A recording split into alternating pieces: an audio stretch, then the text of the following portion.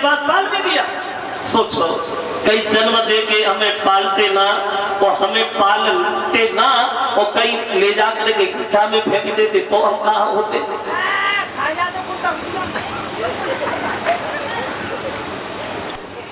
एक बार एक लड़का अपनी माँ से लड़ने लगा और जब माँ से लड़ने लगा वो खूब लड़ा। जब लड़ा तो भोली भाली माँ बोली, हमने तो जा से 9 महीना पेट में रखो, तू हमसे लड़ी है। माँ बोली, हमने तो जा से 9 महीना पेट में रखो, तू हमसे लड़ी है। तो लड़का बोलो, तो तूने कौन सा बड़ो काम करो, ज्यादा करे 9 महीना करा ले ले और कहा है। तो दूसरी कृपा होती है माता और पिता की, और तीसरी कृपा होती है गुरु की। गुरु की जिन्होंने हमें अच्छी रास्ता बताई और इस लायक बना दिया, गुरु की बहुत बड़ी कृपा है तीसरी। अब बची कृपा चौथी, वो चौथी कृपा किनकी है? बोले चौथी कृपा है खुद की। अब तुम अपनी कृपा अपने ऊपर क्या कर रही हो? शराबी बन रही हो, जुआरी बन रही हो, समाज में नाम कर रही हो या बदनामी कर रही हो। अब तुम अपनी कृपा अपने ऊपर क्या कर रहे हो? और जिस आदमी ने अपनी कृपा अपने ऊपर कर ली उसके जीवन में कभी दुख नहीं आया, और जिसने अपनी कृपा अपने ऊपर नहीं कर पाई उससे जीवन में कभी सुख की प्राप्ति नहीं भई। क्यों? क्योंकि हर आदमी को पूरे जीवन में बनने और बिगड़ने का एक बार मौका मिलता है, सबको मिलता है। ऐसा नहीं है कि एक कोई भगवान देता सबको है, लेकिन एक ही बार मिलता है। और एक बार जरूर ध्यान रखना, जो वक्त निकल जाता है वो वक्त जीवन में दोबारा वापस लौट के नहीं आता। कब मिलता है? जवानी। अगर जवानी में जिस आदमी ने अपने शरीर की तरफ थोड़ा भी ध्यान दे दिया उससे जीवन में कभी दुख की प्राप्ति नहीं भई, और जो जवानी में ही बिगड़ गया उससे जीवन में कभी सुख की प्राप्ति नहीं भई। क्यों? जब जवानी में तुम पाउडर लगा के सड़कों पे चप्पलें चढ़काते रहोगे, फिर तुम बुढ़ापे में क्या करोगे? एक कवि कहता है कि तुम सदा मेरे जवानी, बोले कि तेरी थोड़ी सी जिंदगानी वो कहे थे मरे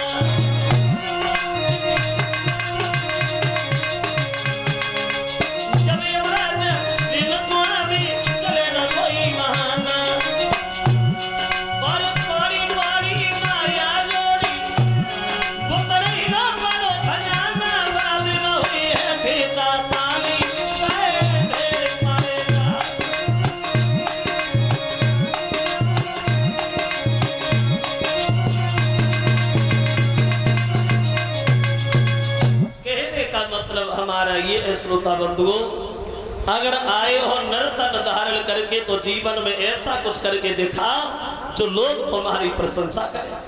और जानवरों की तरह, पक्षियों की तरह जीवन भर पेट भरते रहे और पेट भरने के अलावा जीवन में कुछ न कर पाए तो ऐसे जिंदगी से फायदे क्या होगा? न आते तो ही बड़ी आते, काय को मुसीबतें उठाई।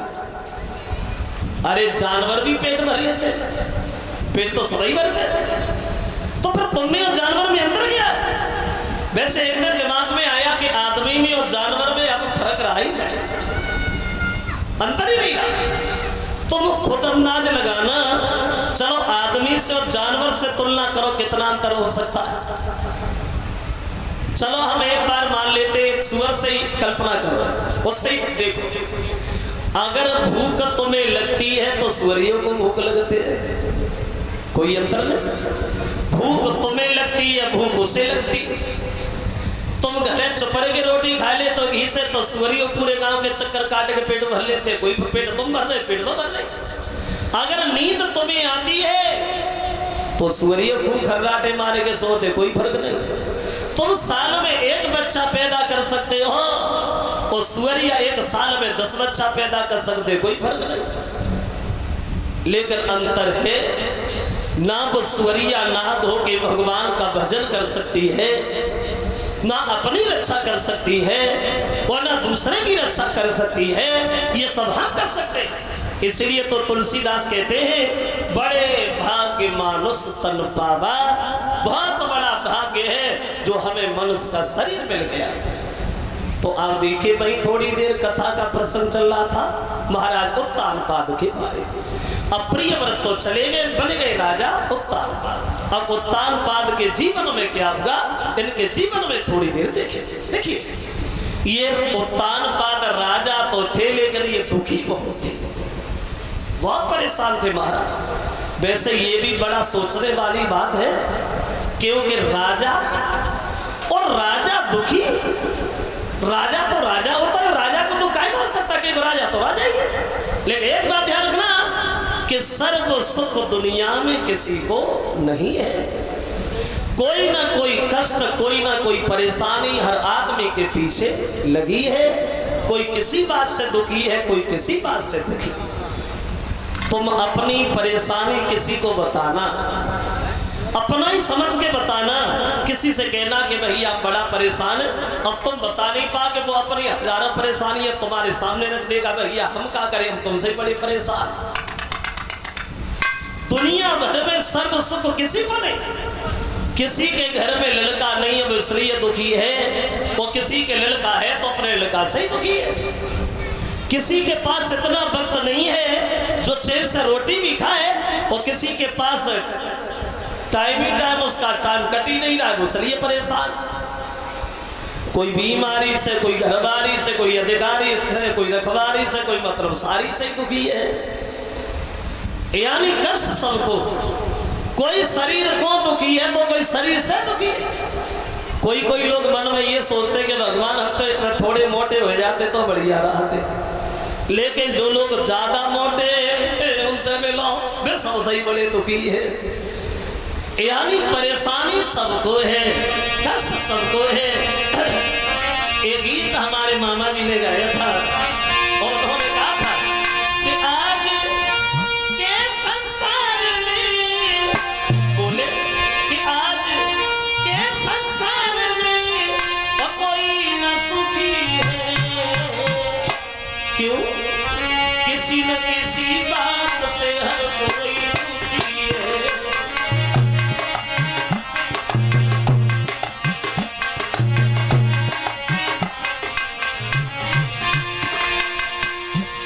यानी किसी न किसी बात से हर कोई दुखी है। जरा गौर करें, कोई दुखी सम्मान से, कोई अपमान से, कोई दुखी संतान को, कोई संतान से।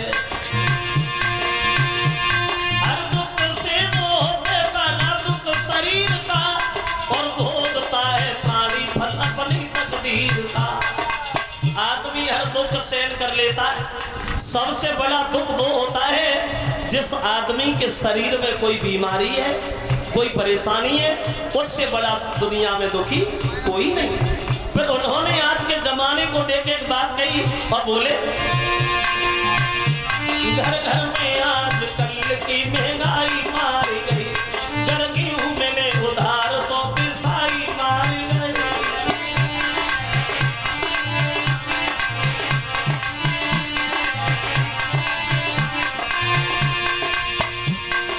कर्मचारी लोगों की सफाई मारी गई, फैशन के तौर कपड़ा की सिलाई मारी गई, बारे से लेके बूढ़े की दवाई मारी गई। हाय बाकी कुछ बचा तो लूंगा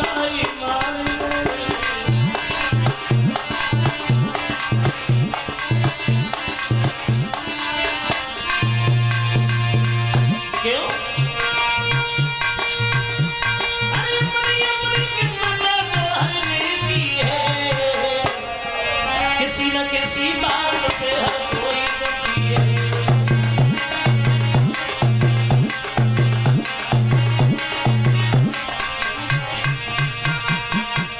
बोले किसी न किसी बात से हर कोई दुखी है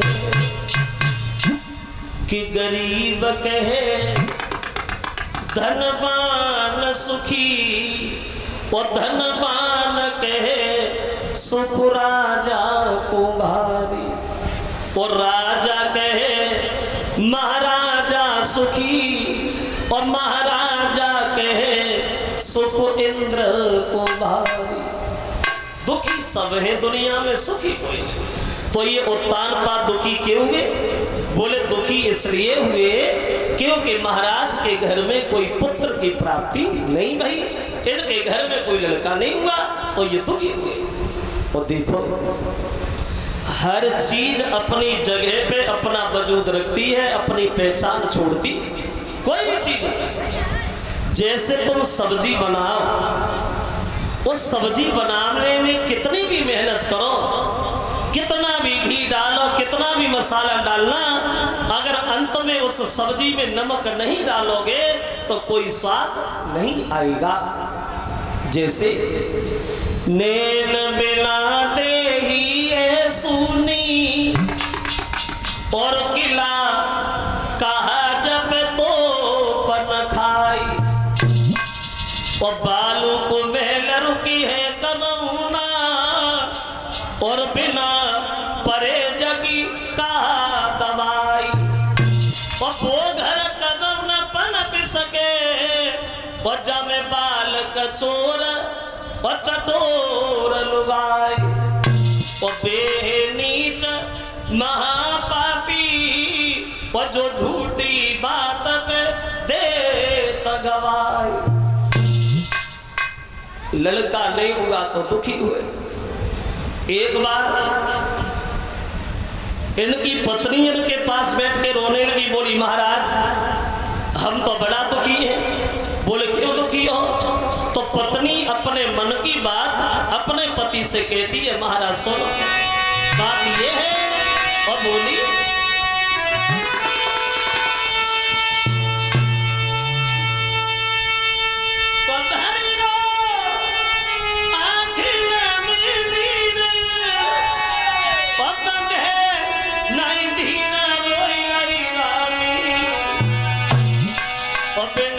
संतान के घर में दुल्हा हुई गई है।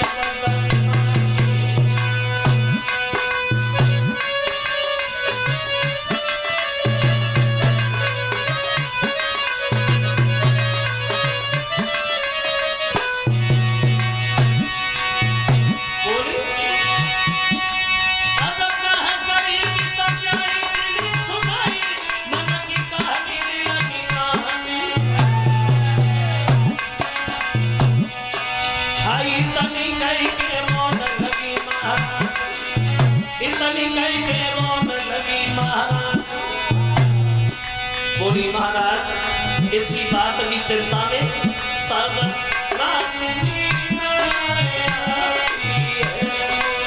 रोटी तक खाती है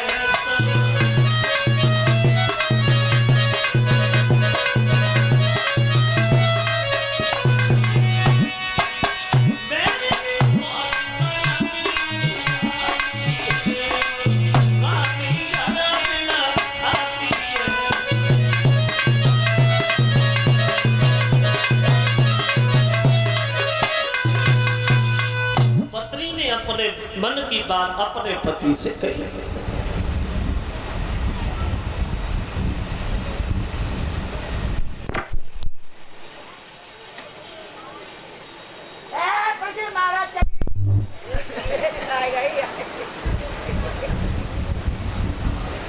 और बोलिए महाराज समाज में बड़ा बदनामी, बड़ा हंसी हो रही।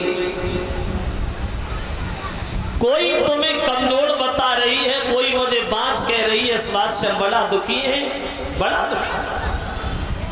तो उत्तानपाद अपनी पत्नी को एक बात समझाते, महारानी सुनो, घर में लड़का देना, घर में लड़का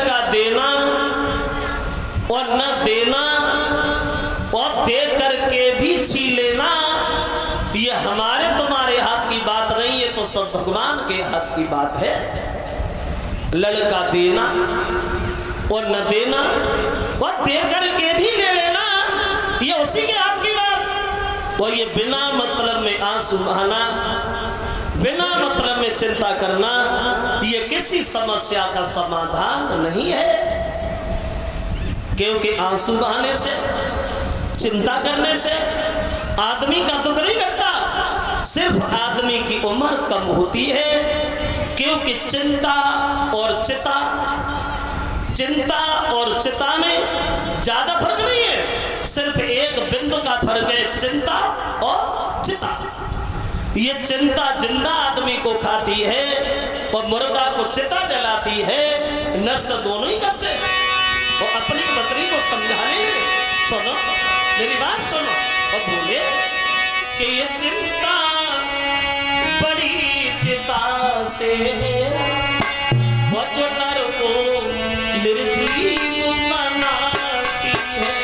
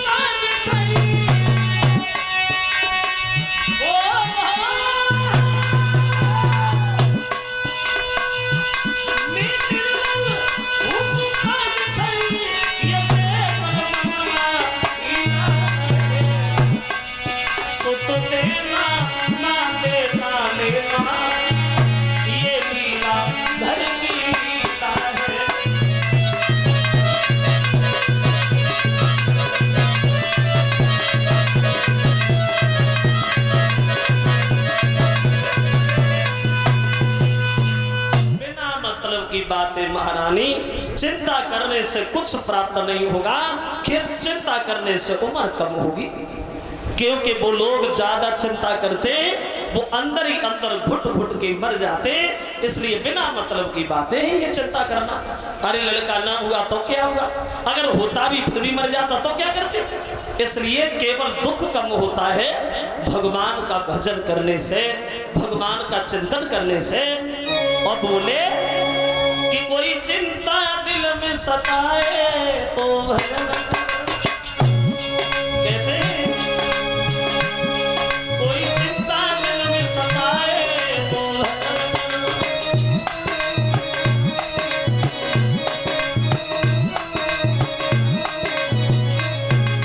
बोले कोई चिंता दिल में सताए तो भजन करो। कोई राह नजर ना आए तो भजन करो, कोई राह नजर ना आए तो भजन करो।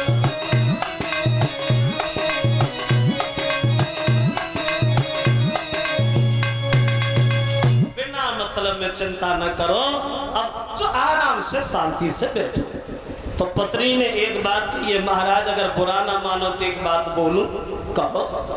जवाब दिया, प्रभु एक काम करो ना, चलो हमारे कुछ नहीं हुआ तो आप एक काम करिए, आप अपनी दूसरी शादी कर लो। और जब शादी करोगे मेरी सौती घर में आएगी तो हो हो सकता है उसके कुछ हो जाए तो ये बांसपन का कलंक तो मिट ही जाएगा। महाराज आप अपनी दूसरी शादी कर लो। और जो तान पाद ने जब बात सुनी तो खूब ताली मार के ऐसे बोले, अब हमारे समझ में आया कि घर बिगाड़ने का तरीका बहुत अच्छी तरह से ढूंढ लिया। तो क्या कह रही हो? अरे बुद्धि खराब हो गई तुम्हारी, पागल हो गई हो तुम, दूसरी शादी।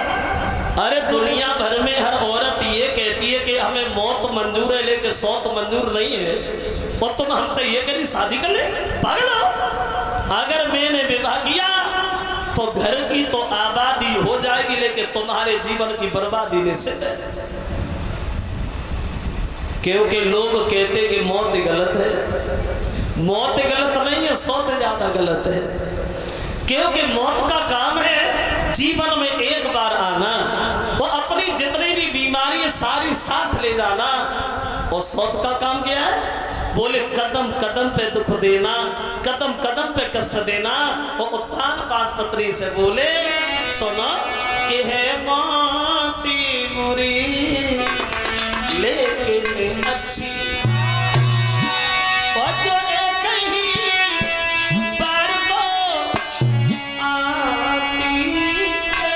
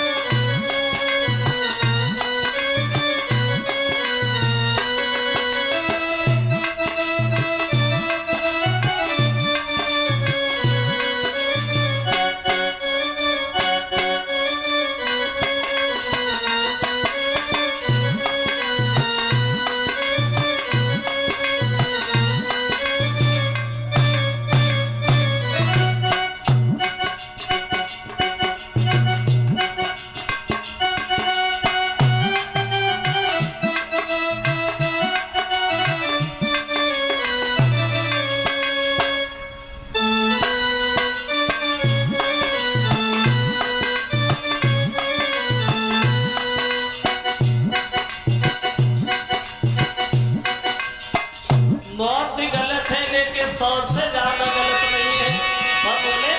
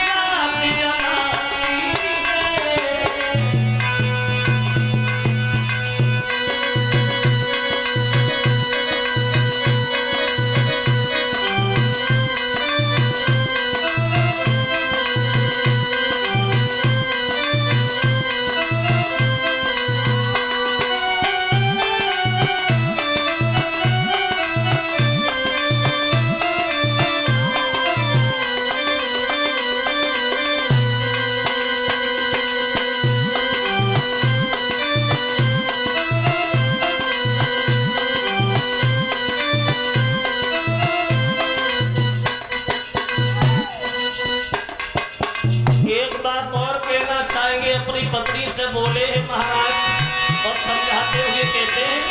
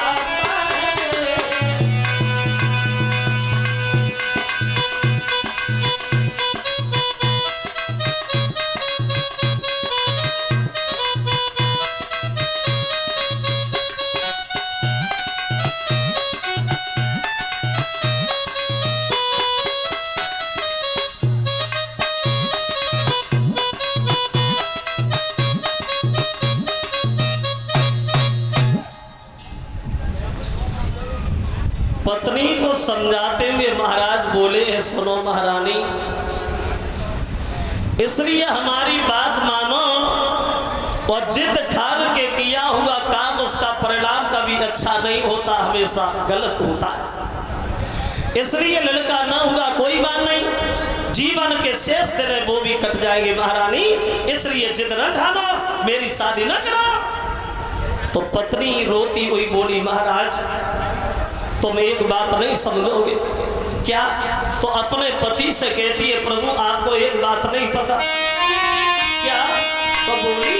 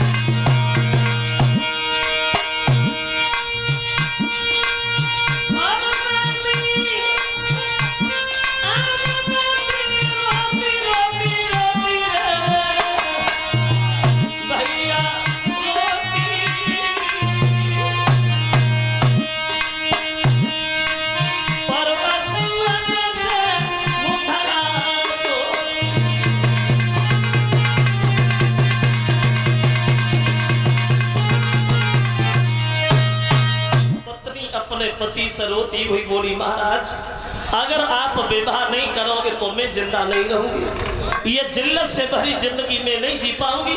औरतें तरह तरह की बातें करती हैं, कोई तुम्हें कमजोर कह के बुलाती है, कोई मुझे बांझ कह के टेरती है, अब मैं ऐसे जिंदा नहीं रहूंगी।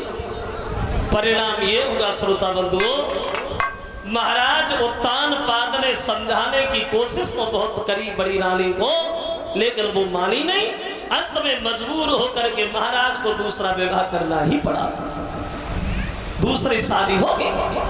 पहली जो घर में पत्नी है उसका नाम था सुनीति। सुनीति सुमा ने अच्छे आचरण वाली, अच्छे स्वभाव वाली, अच्छी आदत वाली, और जब दूसरी शादी की या दूसरी पत्नी घर में आई तो उसका नाम था सरोज।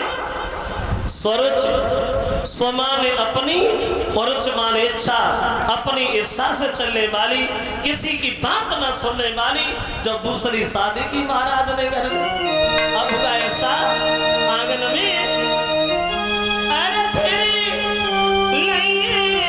भमरिया नारी, अब सुंदर सी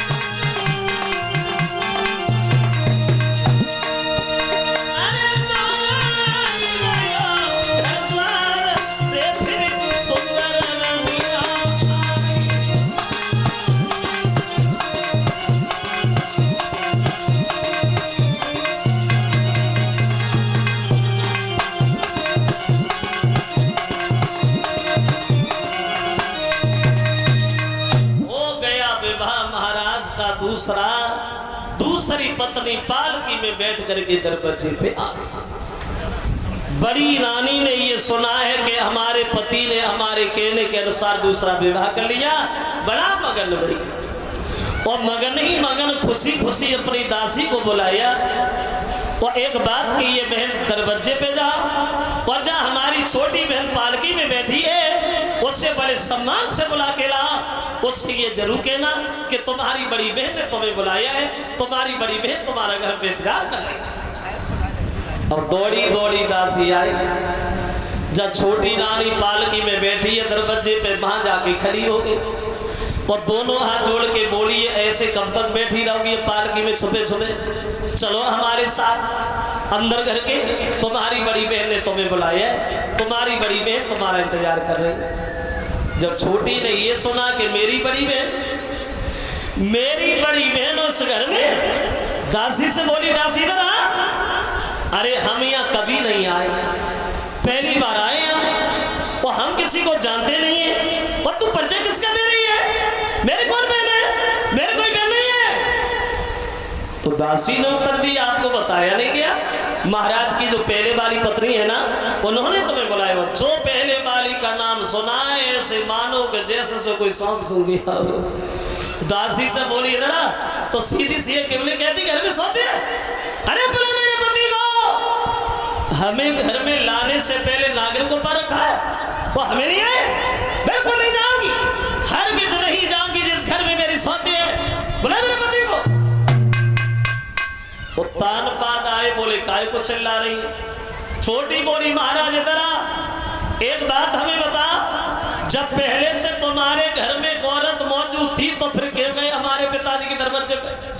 हमारे साथ शादी करके मेरे जिंदगी बर्बाद कर दी तुमने, मेरे जीवन में जहर घोल दिया तुमने। हरगिज नहीं जाओगी महाराज, बिल्कुल नहीं जाओगी। और छोटी बोली है, वो तान पाद से, महाराज सुन,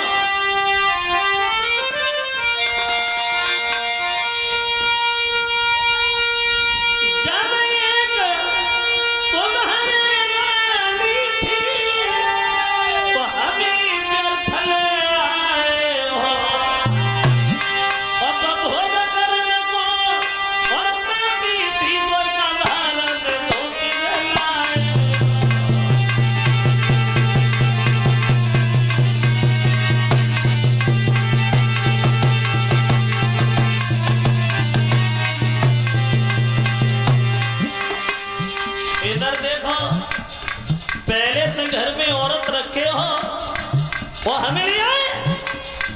बिल्कुल नहीं जाओगी महाराज, हरगिज नहीं जाओगी जिस घर में मेरी सौते है। और बोली तो छोटी,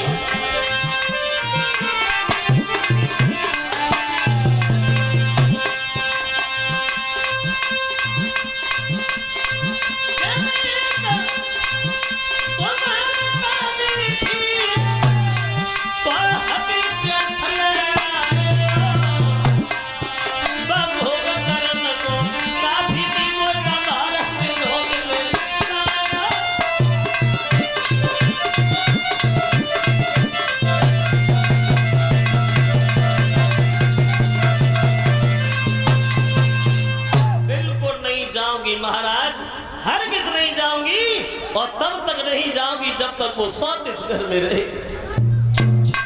तो उत्तान पाद बोले, अपनी कहती रहोगी हमारी भी सुनोगी? सुनो, जिससे तुम सौत बता रही हो सच तो ये है कि उसी ने हमारा विवाह कराया है। वो तो बहुत अच्छी आदत की है। तू एक बार घर के अंदर चल के तो देख ले, एक बार घर में अंदर घुस के तो देखो।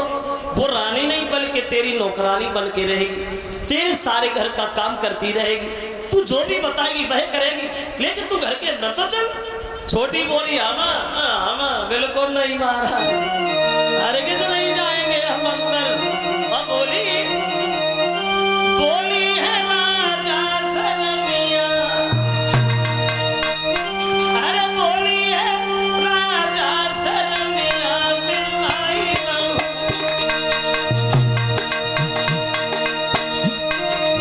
बोली है राजा सरनिया मिलाई रहूं।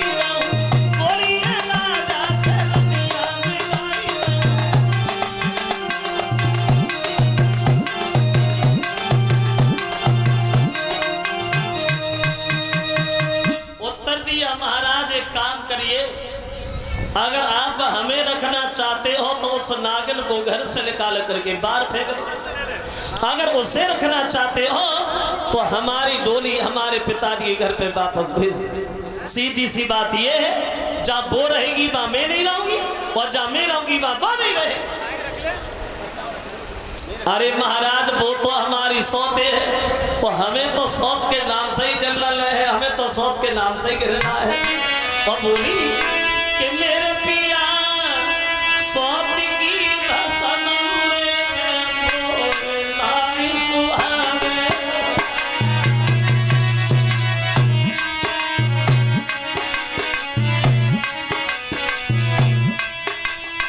वो दब्बा पकड़े उलटे पाप कर ठगी कोई लगावे, मर जाऊंगी जहर खाऊंगी लेकर घर में कदम नहीं रखूंगी महाराज। और बोली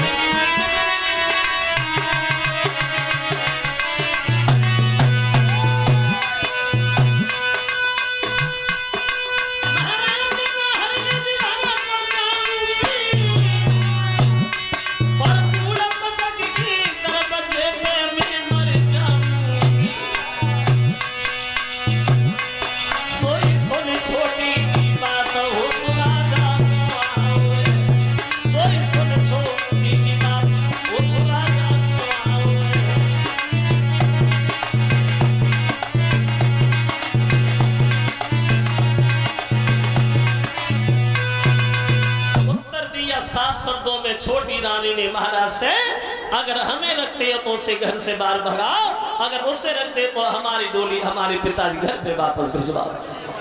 समझ गए उत्तान पाद बोले, अब हमारे दिमाग में आ गया कि तेरे दिल में उसके लिए कोई जगह है ही नहीं। वो दासी से बोले, मेरी मुंह की तरफ देख रही हो, जा। कितनी बार मैंने उससे मना किया कि मेरी शादी न कराए, एक नहीं मानी। अब वो आए वैसे समझाए, वो ले जाए, यह तमाशा न करा। बड़ी रानी को खबर मिली है कि हमारे पति ने विवाह तो कर लिया, लेकिन हमारी सौत घर में आने से इनकार कर रही है। तो दौड़ी दौड़ी दरवाजे पे आई और छोटी रानी के सामने दोनों हाथ जोड़ के खड़ी हो गई। बोली, बहन, हमने अपने पति की शादी घर में इसलिए नहीं कराई थी घर में कलेह हो कलेश हो, हमने तो शादी इसलिए कराई थी घर में सुख शांति आए। तू हमारी बात माने, वो घर के अंदर चली चलो, जो भी तू घर का काम बताएगी वह मैं काम करूंगी, तेरे खाई और बर्तनों को मैं साफ करूंगी, जब तेरे कोई पुत्र पैदा होगा मैं तेरे बच्चे को खिलाऊंगी। एक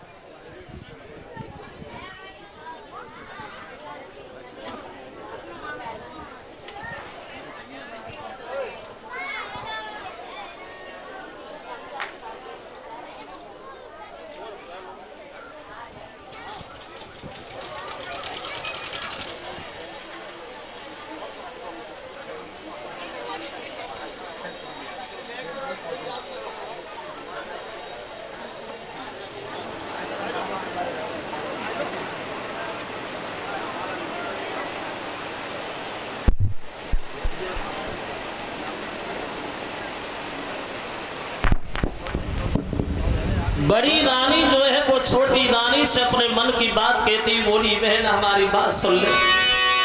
और कहती है,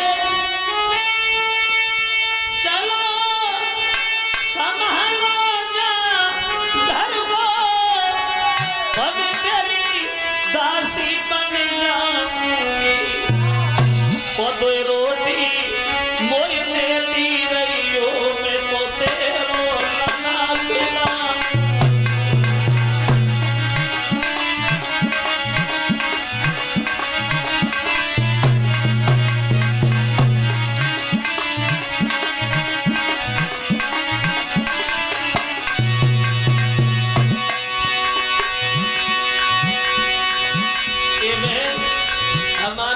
सुन ले, तेरे जब कोई लड़का होगा मैं तेरे बच्चे को खिलाऊंगी। और बोले, तू सोएगी जब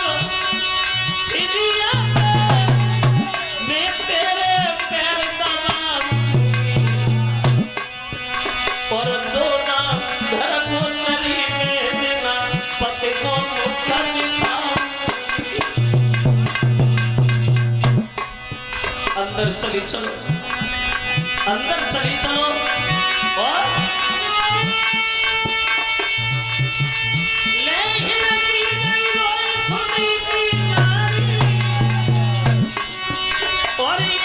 पुत्र के पीछे हुई रही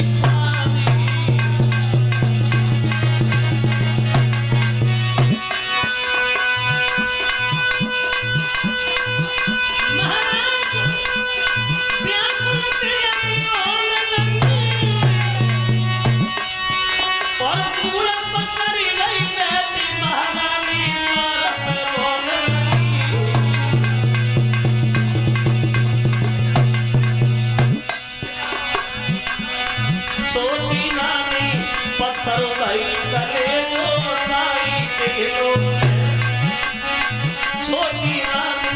पत्थर भाई कले लो नाई के लो।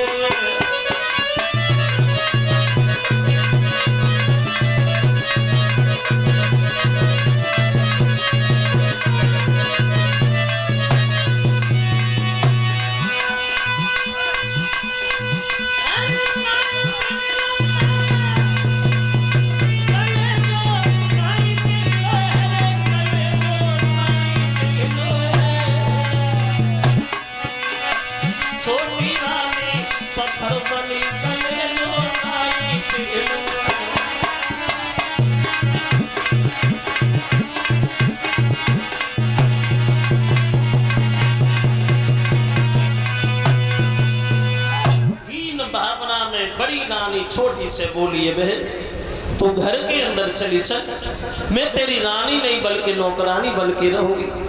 तेरे सारे घर में जितना भी काम होगा मैं तेरा काम करूंगी। एक कोने में पड़ी रहूंगी, तेरे खाए हुए बर्तनों को मैं साफ करूंगी। जब तेरे कोई लड़का होगा मैं तेरे बच्चे को खिलाऊंगी, लेकिन तू घर के अंदर चली चल। छोटी ने जब ये सुना कि मेरे बच्चे को खिलाएगी, मेरे बच्चे को, तो उतान बात से बोली महाराज देख लिया तुमने, ये क्या नहीं है, मेरे बच्चे को खिलाएगी है। इसे अपना बच्चा देगा कौन खिलाने को? जब कोई पेश नहीं गई तो बूढ़ी बिल्ली भगतन बन के चिड़िया घर में रहना चाहती है। अरे तुझे लड़का देगा कौन? अगर मैंने तुझे अपना बच्चा दिया तो उसे जहर दे के तू मार डालेगी। तू क्या समझे माँ की ममता? अरे माँ की ममता तो माँ जानती है, तू कभी माँ बनी नहीं तो तू क्या समझे माँ होती क्या है। और छोटी रानी बड़ी से बोली सुनो कि जो मैं तुझको बच्चा दूंगी तो तू गला घोट खाई ना मेरी।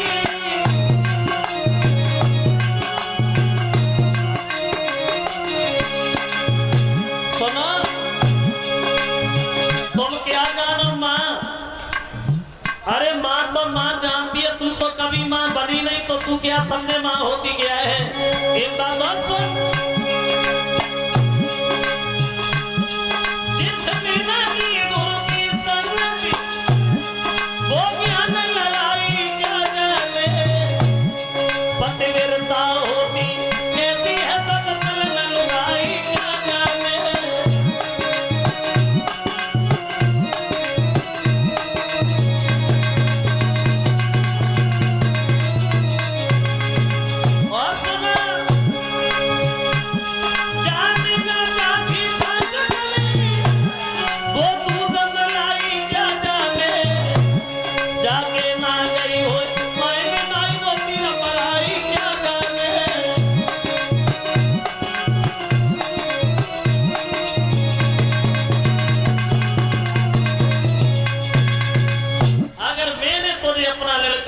तो से तू जहर दे के मार डालेगा।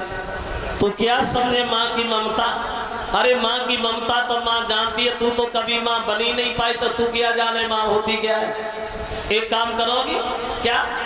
अगर तुझे रहना है तो घर में तेरे लिए कोई जगह नहीं है, खेतों पे जाके रहोगी। खेतों पे वही हम एक झोपड़ी डलवाएंगे, उसी में हम एक चाकी रखवाएंगे, एक शेर जो रोज भिजवाएंगे और जौ की रोटी नमक के साथ खा के तुझे पेट भरना पड़ेगा। अगर इन बातों पे तैयार हो तो बढ़िया है, और नहीं तैयार हो तो तुम जहां भी चली जा वहां चली जा, मर भी जाओगी तुम रोएंगे नहीं, क्योंकि हमारे घर की नहीं, हमारे खानदान के लिए, ठीक है ना। जो उत्तान पाद ने ये शब्द सुने तो उत्तान पाद के आंखों से आंसू निकले आए और बड़ी रानी से बोले हैं, कितनी बार मैंने तुमसे मना किया कि मेरी शादी न कराओ, तुमने एक नहीं मानी।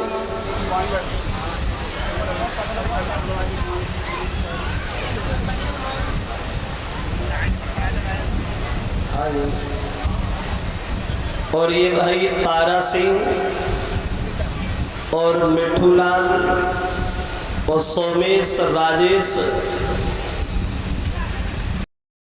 आंसू भरी आए कि आंखें में आंसू भरी आए और घर से महारानी चली दी।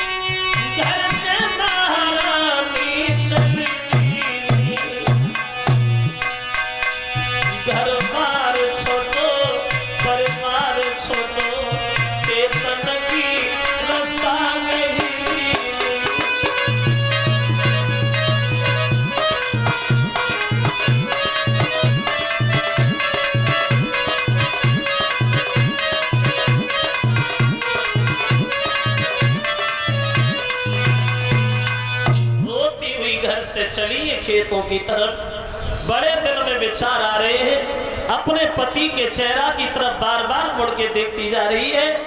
तो छोटी रानी इधर महाराज उदास खड़े हैं तो भकिया के दौरे पड़ी। क्या हुआ? अरे कोई मर गया क्या? एक बात हमारी कान खोल के सुन लो, आज के बाद जीवन मुझसे कभी बोलोगे नहीं, बात नहीं करोगे, समझ गए?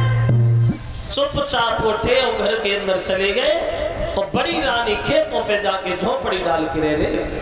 देखो, एक ही पति की दोनों पत्नियां, लेकिन दोनों की किस्मत अलग अलग हो गई। कितना अंतर आया दोनों रानियों में। एक अगर आराम से बिस्तर पे सो रही है तो दूसरी उधर ठीक दोपहर में जंगल से लकड़ियां इकट्ठी कर रही है। एक बड़े सुंदर सुंदर वस्त्र आभूषण से सजी है तो दूसरी उधर खेतों पे एक फटी पुरानी साड़ी पहने हुए है। एक बड़े सुंदर आभूषणों से सजी है, उधर दुखी है। एक पौष्टिक भोजन खाती है तो दूसरी जौ की रोटी नमक के साथ खा के अपना पेट भरती है। एक ही पति की पत्नियां, लेकिन दोनों की किस्मत अलग अलग हो गई। कितना अंतर आया दोनों में। देखो, छोटी रानी महल में उदास न सनम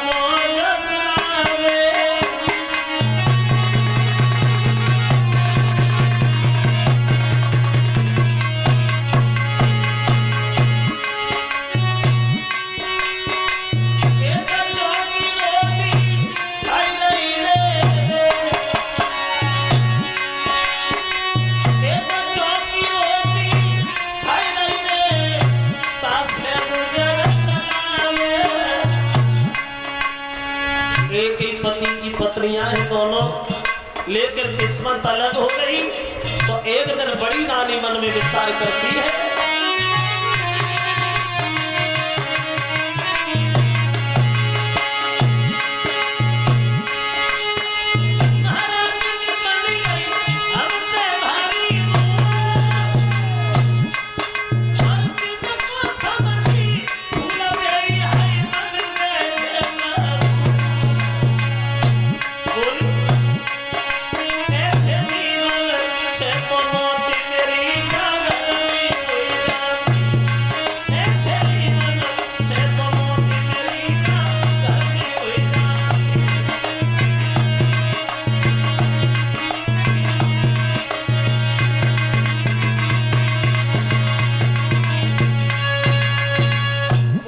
मुसीबतों का सामना बड़ी रानी उठा रही है, हजारों तकलीफ सर पे लिए झेल रही है।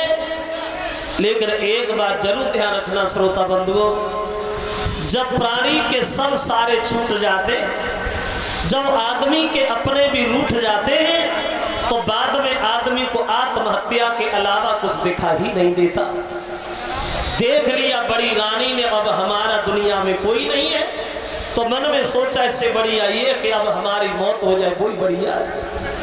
अब चली मरने के लिए, घर से निकल करके जंगल की तरफ लेके दिल में विचार आ रहे, परमात्मा आज तक अपने पति के बिना पूछे कदम आगे नहीं रखा, आज मैं मरने जा रही, लेकिन मुझे ये कहाँ पता था कि ये जीवन में मेरा दिन आएगा।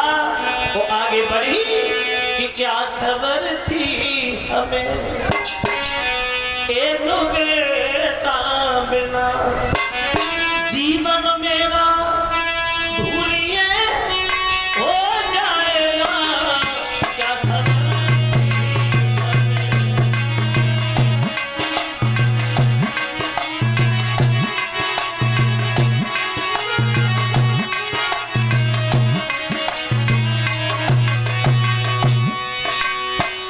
जा रही है मरने, लेकिन दिल में विचार आते हैं।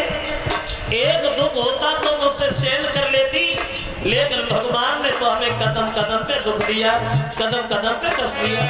और बोली बेटा दुख मेरी गोदी खाली गई,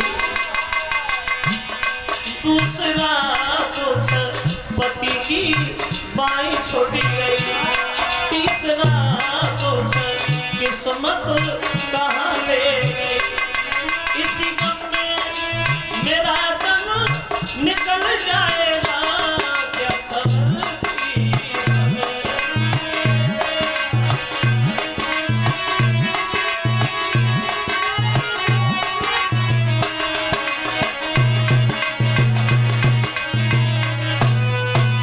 चलिए मरने के लिए खेतों से निकल करके वन की तरफ, दिल में विचार भी आ रहे, बढ़ती गई अंधेरी रात है, पहुंच गई भयानक जंगल में। एक कुआं में कूदने के लिए दौड़ी, लेकिन तब तक देवर्षि नारद ने हाथ पकड़ लिया। कौन हो, पागल हो गई हो, कहां भागती जा रही हो, कोई शेर तुम्हें उठा ले जाएगा, कोई सर तुम्हें डसरेगा, आगे नहीं बढ़ो, अरे पीछे लग जाओ।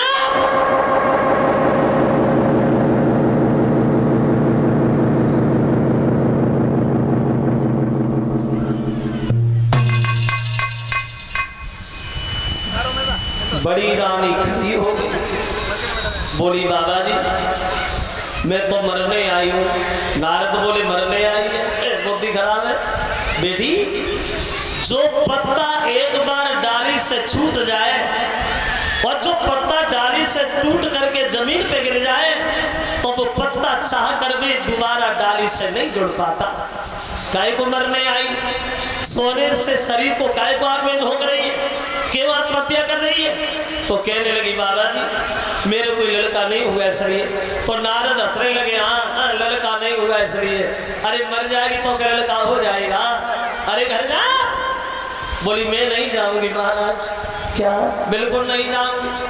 तो नारद को तरस आ गया, बोले बेटी सुनो, बच्चे के दुख में अगर मरने आई हो तो मरो नहीं, अब हम तुम्हें वचन देते हैं कि अब तुम्हारे लड़का होगा, जाओ घर जाओ। और जब ये कहा कि लड़का होगा तो बड़ी रानी खूब ताली मार के ऐसी बोले, आज हमारे समझ में आया कि महात्मा भी खूब जो टोल लेते हैं।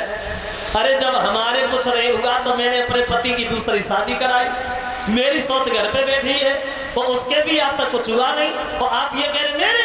नारद जी बोले हाँ बेटी तेरे, महात्मा कभी झूठ नहीं बोलते, और जो झूठ बोलते हैं वो दूसरे को नहीं बल्कि खुद को ही धोखा देते। मेरी बात मान ले। और बोले कि तेरी गोदी में, कि तेरी गोदी में लला एक आई वो घर लौट गई है।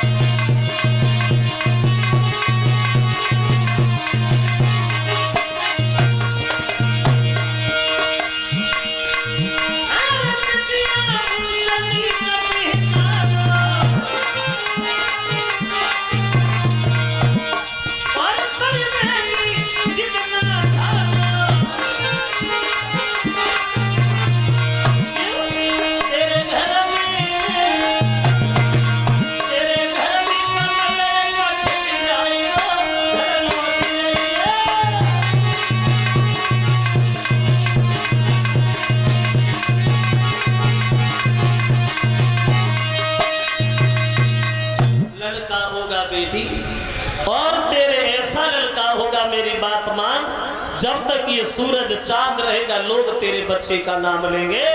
मेरी बात मान ले, घर चली जा। अगर लड़का ना हो तो ना ये कुआं कहीं गया है, ना तू कहीं गई है, दोबारा चली जाना, फिर कूद जाना। मेरी बात मान के चली जाए। चली आई महात्मा की बात मान करके बड़ी रानी घर पे। अब घर आकर के टूटी चारपाई पे लेट तो गई, लेकिन नींद नहीं आ रही। वही महात्मा की कई बातें ध्यान में आने लगी। परमात्मा, कौन सा वो दिन होगा जब नन्हा सा बालक मेरी गोदी में खेलेगा? कौन सा वो समय आएगा जब सब लोग हमें सम्मान की दृष्टि से देखेंगे? कौन सी वो घड़ी होगी जब सब लोग ये कहेंगे कि उसके लड़का हो गया? अब लेट गई लेकिन नींद नहीं आई। बड़ी रानी को अब लेट गई अरना, और रात भरी नींद नहीं आई।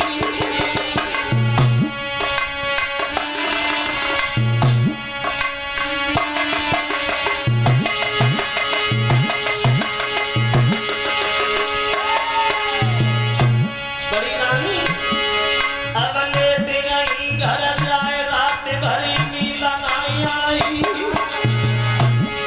और सन्यासी की बातें रही बुद्धि में दोहराई रे, गरीबों की सदना जब पुत्र तन से खाली गोदी मेरी भरी जावेगी रे, ओरी कमला हमारो और नहीं बातन में आंगन में बहु पुरानो है रे, ओरी कमला हमारो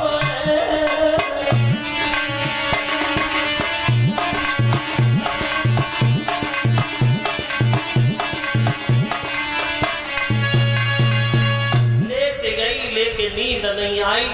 यही बातें पूरी रात मन में दोहराती रही। सुबह हुआ और उठी और घर के काम में जाकर के लग गई। अब बड़ी रानी काम में लगी है और उधर देवर्षि नारद की बात सच होने के लिए चली। सुबह सुबह महाराज उत्तानपाद अपना घोड़ा सजवाते हैं, वो ये शिकार खेलने के लिए वन में जाते। पूरे दिन शिकार करते रहे महाराज।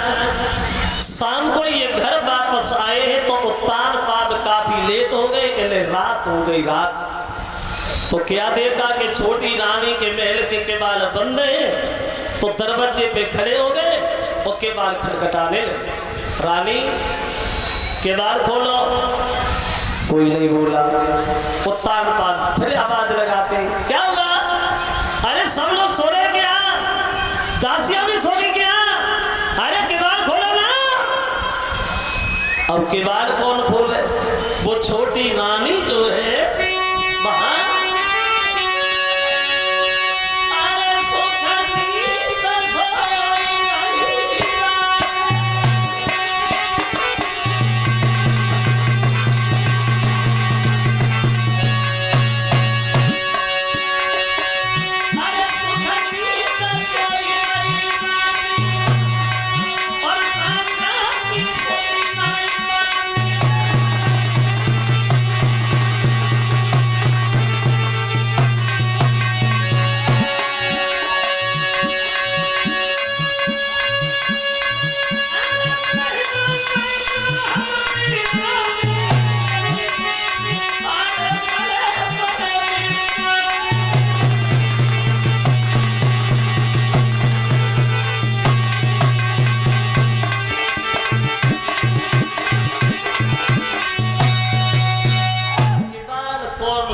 छोटी रानी गहरी नींद में सो गई। और जो छोटी को सोता हुआ देखा तो बड़ी रानी के मन में एक विचार आया, चलो अच्छा हो गया सो गई, एक रानी और है हमारी, बहुत दिन हो गए मिले भी नहीं है और मौका मिल ही गया है, तो क्यों ना बड़ी के घर चलो। और छोटी को सोता हुआ छोड़ दिया। बोले तुम सो, खूब सो, और भगवान करे इतनी सो जिंदगी में कभी जगह ही नहीं। आगे बढ़े, छोटी को छोड़ करके बड़ी के घर के लिए कि जब ध्यान बड़ी को और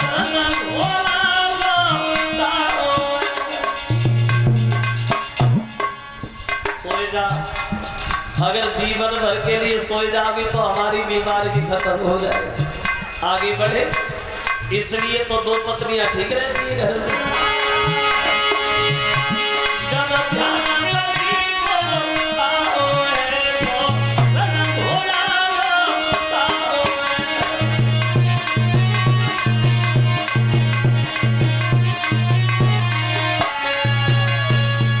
चले बड़ी के घर के लिए छोटी को घर में छोड़ दिया, 5वें बड़ी रानी के पास।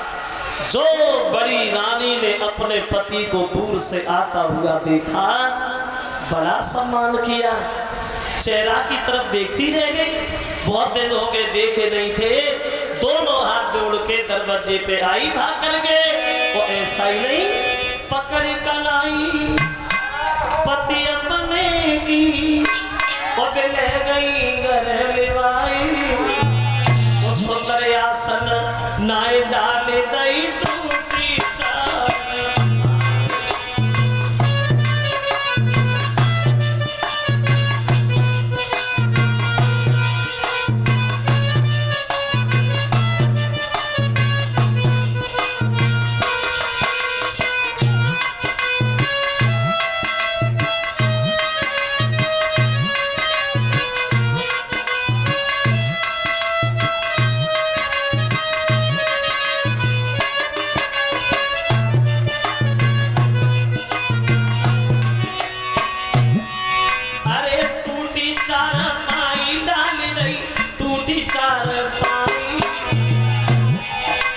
सुंदर आसन नाई डाल दई टूटी चार।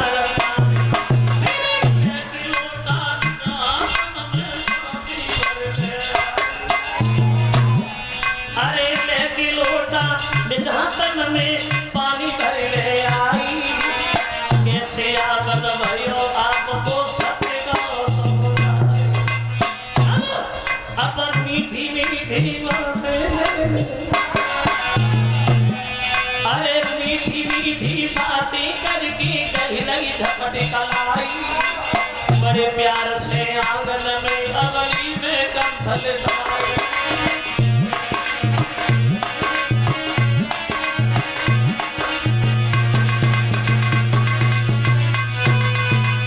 बड़े सम्मान से बोली, महाराज इतनी रात को तुम हमारे घर कैसे आए? तो उत्तान बात बोले, शिकार खेलने गए थे, छोटी सो रही थी, मन में सोचा तुमसे मिल लिया जाए तो चला आया। तो पत्नी बोली, प्रभु तो आप भूखे भी होंगे, देखो जौ की रोटी रखी है, वह जौ की रोटी नमक के साथ खाते महाराज। तो एक बात कहते हैं, कितनी बार मैंने तुमसे मना किया कि मेरी शादी न करा, तुमने एक नहीं मानी, तुमने अपने हाथ से ही अपना जीवन बर्बाद कर लिया। तो बड़ी रानी बोली, महाराज तो तुम क्यों परेशान? अरे तुम तो सुखी हो, और पत्नी को चाहिए क्या? जिसका पति सुखी है तो पत्नी पहले से सुखी है। तो ये बात भी सच है, सुहागिन वही है और जो पिया के मन भाए, वो अभागिन वही है जो दिल से उतर जा। सुहागिन वही है जो पिया के मन भाए, वो अभागिन वही है जो दिल से उतर जाए। ये हम लोग कह देते। एक दिन इसका बिल्कुल उल्टा लिखा हुआ देखा, एक ट्रक के पीछे प्लेट में लिखा था कि नारे वही जो पिया मन भाए, नारे वही जो पिया मन भाए, और पिया वही जो रोजाना पी के ही घर जाए। एक विद्वान कहता है, एक कवि कल्पना करता है,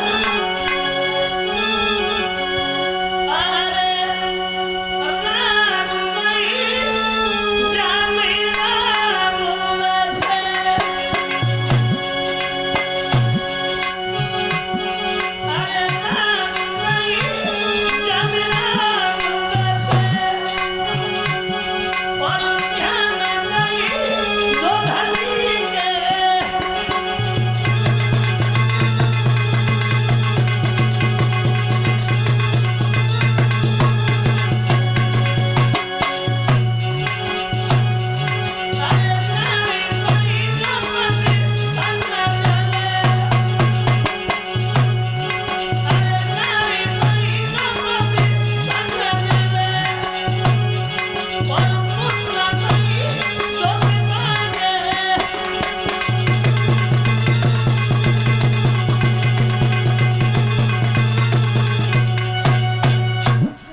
रात बड़ी के घर रुके हैं महाराज।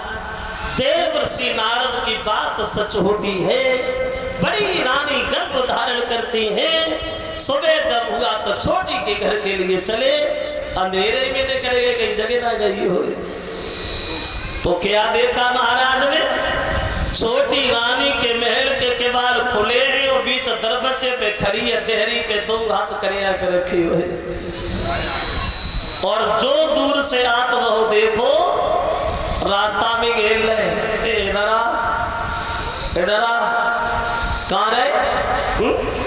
पूरी रात हम अकेले घर में बने रहे, पूरी रात हम अकेले करवटी बदलते रहे। अब बोल ही नहीं रहे, डर की वजह से चुपचाप खड़े हैं। छोटी चिल्ला लगी, बोल के खड़े हो है? अरे मैंने क्या कहा, तुम पूरी रात में रहेगा? नहीं बताओगा, नहीं बताओगा, हमें पता है तुम कहाँ रहे। और बोली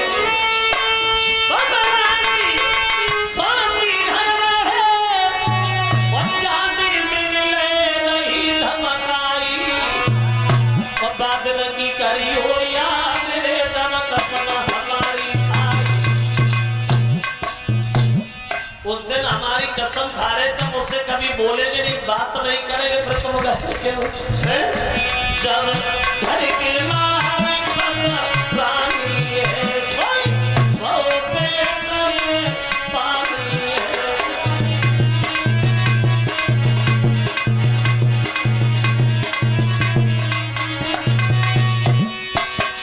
जब घर की मां सब रानी है,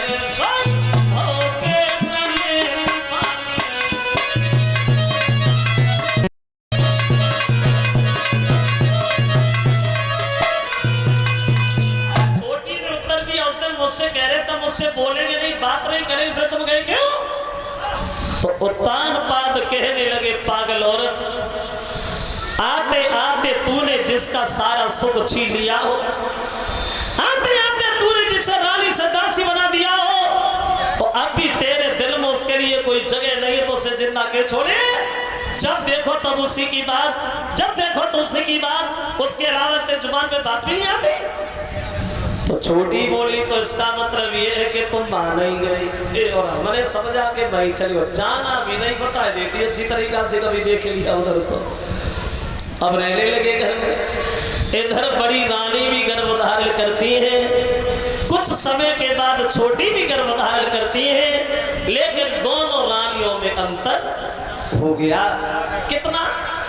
बड़ी रानी ने जब गर्भ धारण किया है तो उसे उतना ही काम करना पड़ रहा है जितना पहले किया करती, और इधर जब छोटी ने गर्भ धारण किया तो 4 पाई से नीचे कदम नहीं रखना पड़ रहा। हजारों दासियां सेवा करने में लगी हैं, कोई दासी पैर दबा रही है, कोई दासी हाथ दबा रही है, कोई दासी सर दबा रही है, कोई दासी पीठ दबा रही है, और कब दासी वो जगह न मिल रही है तो दासी को ही दबा रही है। एक ही पति की पत्नियां, लेकिन दोनों में देखो अंतर कितना हुआ। तो बोले कि एक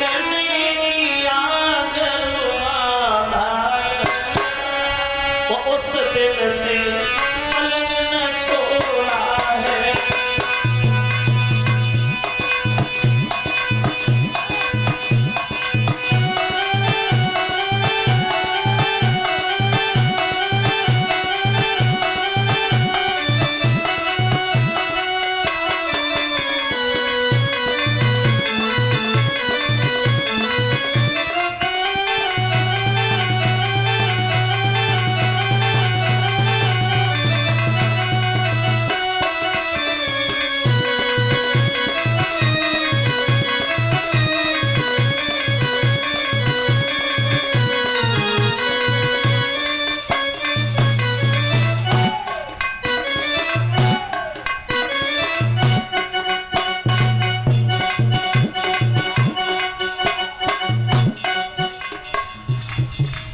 दोनों रानियों में अंतर देखा, लेकिन जब दोनों के बच्चा पैदा हुए तो उन पुत्रों में भी अंतर, उन्होंने भी फर्क।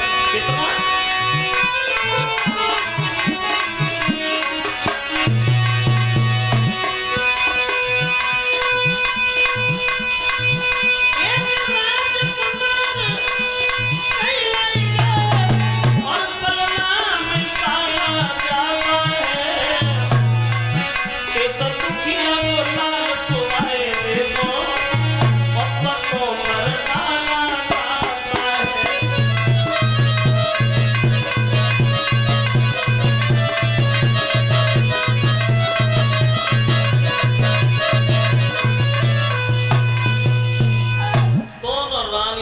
फर्क था, लेकिन जब दोनों के बच्चा पैदा हुए तो उनमें भी अंतर। बड़ी रानी के जब लड़का हुआ तो उसे खेतों पे कोई देखने भी नहीं गया, तो इधर जब छोटी के घर में लड़का हुआ तो गांव की हजारों औरतें ढोलक बाजे लेकर के दरवाजे पे पहुंची। दोनों बच्चों की किस्मत देखो, एक अगर आराम से बिस्तर उधर पालना में सो रहा है तो दूसरा उधर खेतों पे भूखा पत्तों पे रो रहा है। एक सर्दियों में गर्म वस्त्र पहने हैं तो दूसरा खेतों पे सर्दी के मारे ठिठुर रहा है। दोनों बच्चों के नाम रखे गए, नामकरण संस्कार हुआ। बड़ी रानी के जो लड़का पैदा हुआ उसका नाम रखा गया ध्रुव। तो इधर जो छोटी के घर में लड़का पैदा हुआ उसका नाम रखा गया उत्तम। ध्रुव और उत्तम अपनी किस्मत के अनुसार दोनों बच्चा आंगन में समझदार होने लगे, बड़े होने लगे। लेकिन इन ध्रुव और उत्तम में प्रेम बहुत था, ये दोनों एक दूसरे को चाहते बहुत थे। देखो आंगन में धीरे धीरे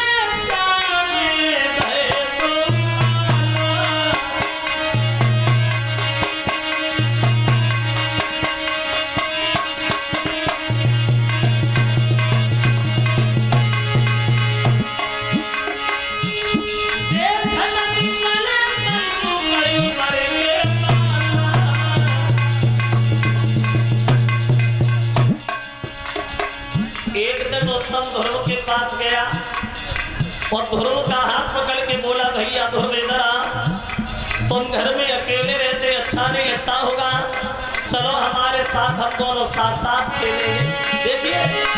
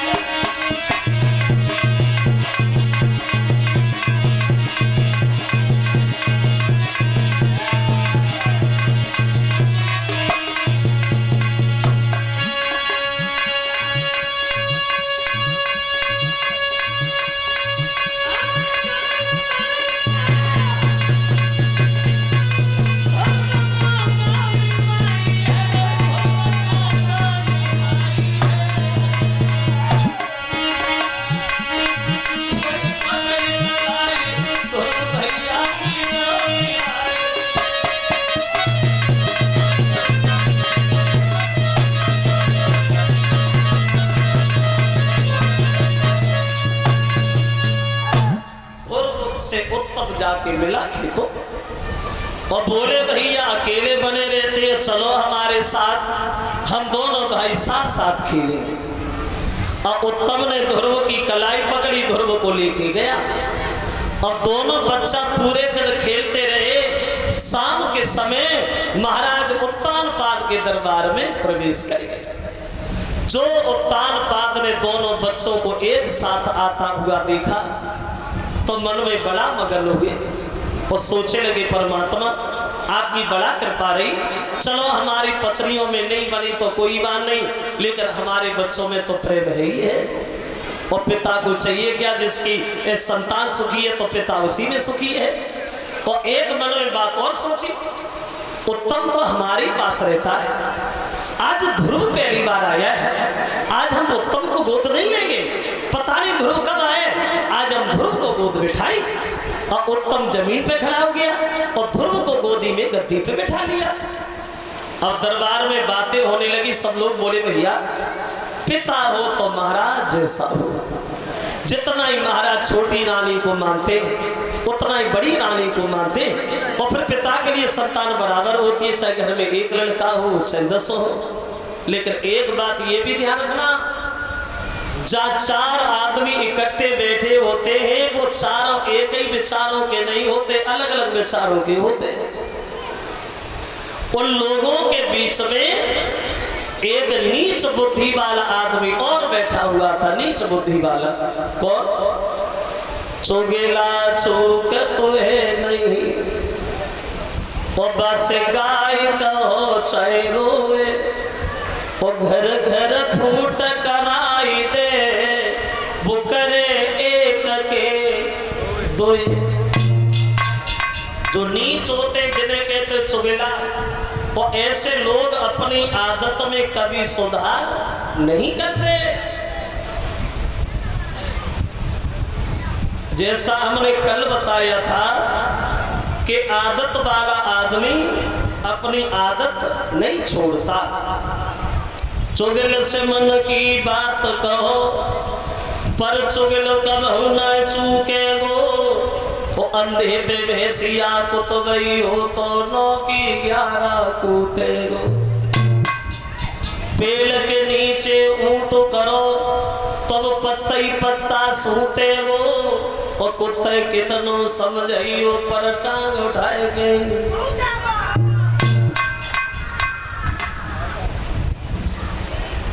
यानी आदत वाले लोग अपनी आदत में सुधार नहीं करते। तो उसे ये बिल्कुल दृश्य अच्छा नहीं लगा, चुपचाप उठा निकल गया और छोटी रानी से जाके बोला, महारानी तुम्हारा तो घर में कोई सम्मान ही नहीं करता है, तूने कैसे जाना? अरे जाना थोड़ी है, अभी आंखों से देखे आ रहा हूं, आंखों से। महाराज का प्यार तो सर बड़ी रानी से जो खेतों में रहती है, तुम्हारा लड़का जमीन पे ऐसे खड़ा जैसे मानो उसका दुनिया में कोई नहीं, और वो दासी का लड़का महाराज की गोद में बैठा है और मुझसे तो देखा नहीं गया, और मैं चुपचाप धीरे से निकल आया। जो ये बात कही, कौन रोकने वाला है छोटी रानी को? भागी और दरबार में जाकर के धुरों को गोद से उठाया, दूर फेंक दिया, गाल पे तमाचा दिया। कभी तेरी इतनी बड़ी हिम्मत जो तू राजा की गोदी में बैठ गया, तेरी किस्मत में राजा की गोदी नहीं है धुरवा, क्योंकि तू दासी का लड़का है। अगर तूने भजन किया होता तो ये गोदी मिलती है। और बोली छोटी,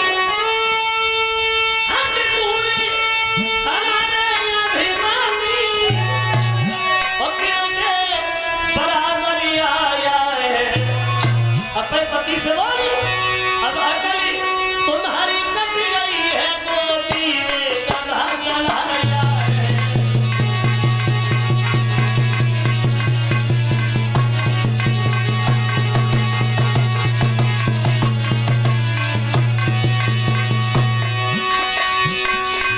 तेरी किस्मत नहीं है धुरो जो गोदी राजा की मिले, क्या कि तू दासी का लड़का है, और किस्मत तेरी इसलिए नहीं है क्योंकि तूने भजन नहीं किया। अगर भजन करता तो दासी का नहीं मेरा लड़का बनता तो गोदी मिलती। और बोले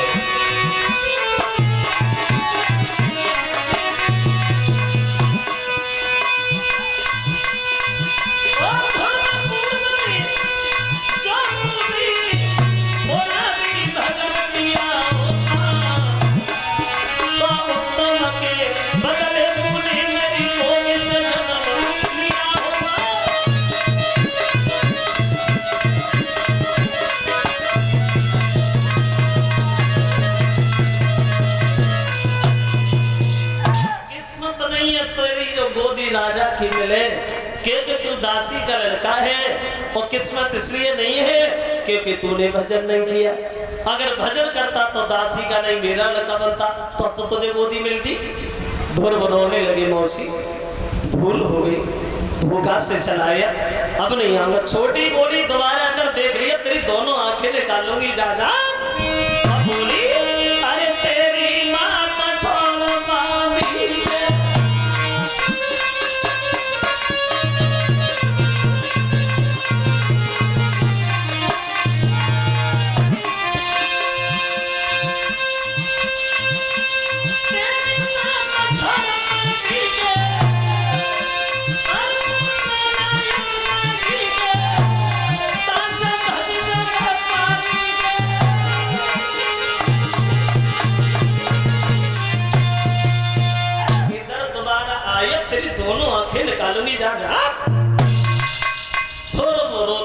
चल दिए। और देखो वैसे मेरी बुद्धि में एक दिन आया, उस छोटी रानी ने ये सच कहा था कि तूने भजन नहीं किया इसलिए तू दासी का लड़का बना। और वैसे बात भी सच है, जो हमारे बड़े बड़े लोग यहाँ बैठे हैं, बुजुर्ग लोग बैठे, इन्हें ज्यादा अनुभव होगा अपने जीवन में। आप लोगों ने देखा होगा वैसे ज्यादा पैसे वालों के घर जन्म हर किसी को मिलता भी नहीं है, दौलत वाले के घर जन्म हर किसी को नहीं मिलता। तुम खुद देखो, जो लोग करोड़पति हैं, उद्योगपति हैं, जिन लोगों को ये पता नहीं मेरे घर में पैसा कितना है, उन लोगों के घरों में देखो, अगर किसी के एक है तो किसी के एक भी नहीं है, और किसी के एक है भी वो किसी के काम का नहीं है। कोई अंधा है, कोई बहरा है, कोई पागल है, और जहाँ घुटना में पजतमा भगवान की दया से लाइन लगी है। तो मसले सही कहे, यानी बड़े घर में जन्म हर किसी को नहीं मिलता। ध्रुव रोते हुए अपनी माँ के करीब गए, तो माँ ने जिस समय अपने बच्चे को रोता हुआ देखा है तो गोद उठा लिया। ध्रुव रो रहे हो, क्यों रोए? इधर से जब तुम गए थे तो हंसते हुए गए, उधर से जब आए तो रोते हुए आए, क्यों रोए? ध्रुव बोलो, क्या तुम दोनों भाइयों में प्रेम नहीं है? क्या तुम दोनों भाई लड़ाई करे आए, झगड़ा हो गया, क्या हुआ ध्रुव, क्यों रोए? तो ध्रुव कहने लगे, भैया उत्तम भैया मुझे बहुत चाहता है। आज जब वो पिताजी के दरबार में मुझे लेके गया, मैंने उससे कुछ नहीं कहा भैया। अब ध्रुव रोने के बाद अपनी माँ से बोले कि रोए रोए कहीं ध्रुव महाराज और मैया मोए मौसी में मारो।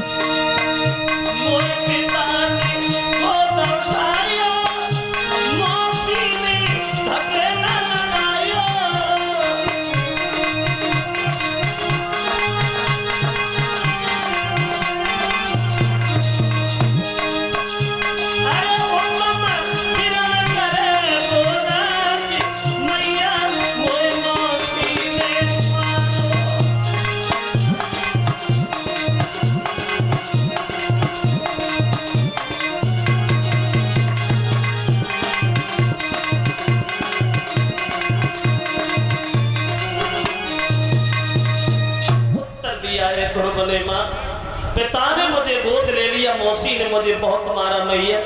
तो माँ ने उत्तर दिया, बेटा मौसी ने मारा तो तुम रोकाए को रहे हो। अरे पुत्र, मौसी भी तो माँ होती है, मार दिया भूल जा। तो ध्रुव कहने लगे, मैया हमें मौसी के मारने का कोई दुख नहीं, अगर मौसी हमें चाहती तो जान से भी मार देती, मैं एक शब्द मुंह से नहीं बोलता, लेकिन चिंता एक बात की लगी है भैया, काहे की? तो ध्रुव बोले, माँ सुनो, बबुला ने आदर से मैया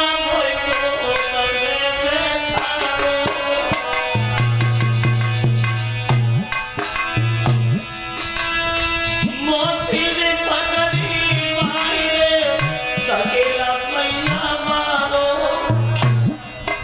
हमें इस बात की कोई चिंता नहीं है भैया, लेकिन चिंता तो इस बात की है माँ, मेरी माँ तब बचन में गले दे छोले, मोए मौसी को दुख नाय पिता नाय मोह से बोले।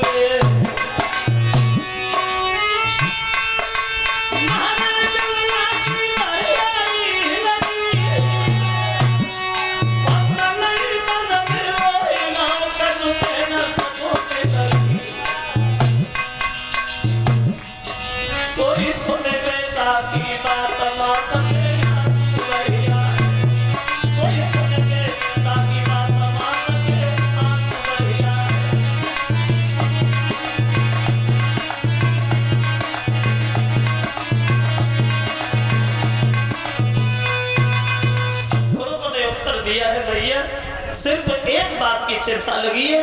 पिताजी बोले क्यों नहीं? उन्होंने ये भी नहीं कहा तू इसे क्यों मार रही है, इसका कोई दोष नहीं है, सिर्फ ये बता। पिताजी खामोश के बने रहे भैया, पिताजी बोले क्यों? जो माँ ने अपने बच्चे की ये शब्द सुने तो माँ की आंखों से आंसू निकले आए। वो अपने बच्चे को छाती से लगा लिया तो रोए नहीं, रोए नहीं। अगर वो तेरे पिता होते तो तुझे जरूर बचाते बेटा। अगर तुझे पिता की गोद अच्छी लगती है, पिता की गोद प्यारी है, तो अब इस पिता की आस छोड़ दे और हो सके तो किसी दिन परमपिता परमेश्वर की गोद बैठना, भगवान की गोद बैठना। देखिए क्या शिक्षा दी सुमा ने, अगर तुझे गोद में बैठना है तो भगवान की गोद बैठना।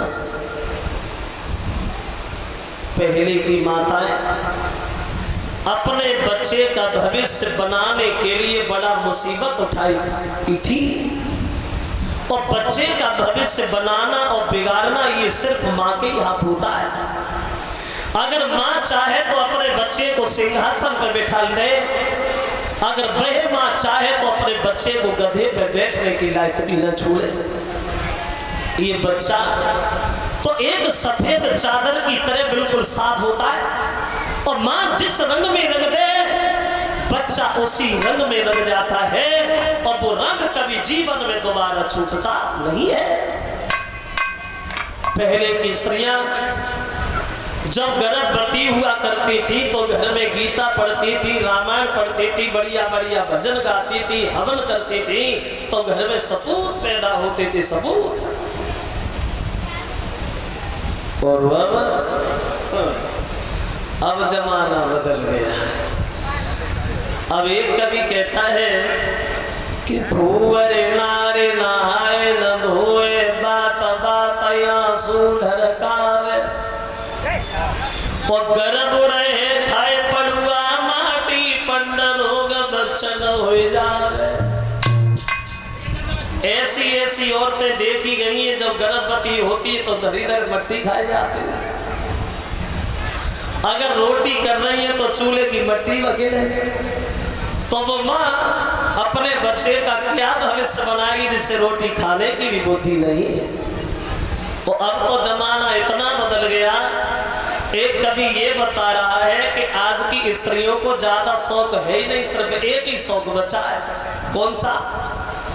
रह गया शौक इनको केवल अपनी कोठरी सजाने का, अपने शरीर को सजाने के अलावा कोई दूसरा शौक नहीं रहा। घर में देखो तो 6-6 दिन से झाड़ू ना लगो, कोई चिंता ना। बर्तन में निहारो तो 5 दिन के सब्जी से लिसे पड़े, कोई मतलब ना। दूध की हड़िया में देखो तो कुत्ता कबड्डी खेल रहे, कोई लेना देना नहीं। बाल बच्चन की मुंह की तरफ देखो तो जिम्मा पत्ते के मोमबत्ती की फैक्ट्री सी चल रही है, कोई मतलब नहीं। वो अम्मा माँ ने आ तो जिम्मा पत्ते श्रीदेवी ही शूटिंग करने चली गया। अंतर आ गया, फर्क आ गया।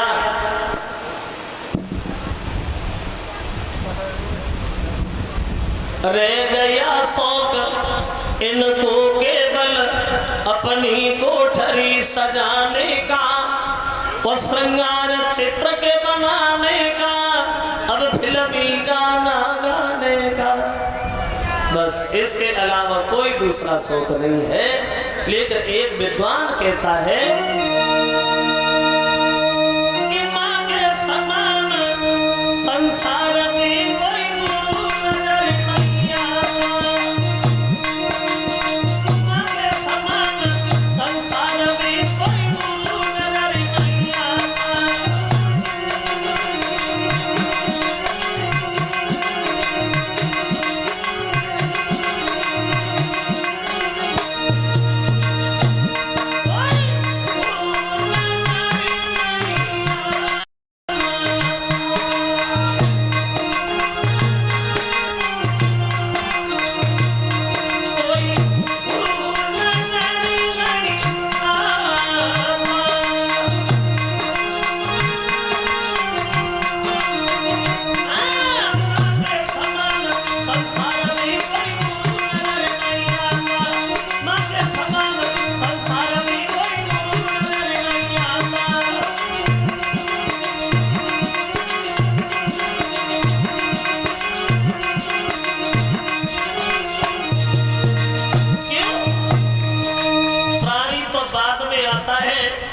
उसे माँ मिल जाती है। माँ जब जब जीव जगत में आता तब तब उसको मिलती माता, माता से है सबका नाता।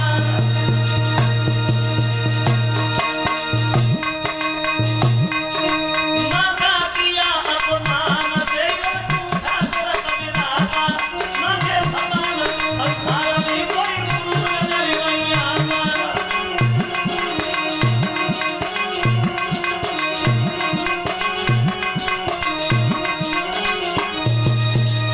माँ ने उत्तर दिया है मेरे लाल, अगर तुम्हें गोद प्यारी है तो भगवान की गोद बैठना। तो वो नन्हा सा बच्चा अपनी माँ से एक बात और पूछ बैठा, भैया जब तूने हमें इतना बता दिया तो इतना और बता, ये भगवान रहते कहाँ है, भगवान का घर कहाँ है, भगवान का निवास कहाँ है।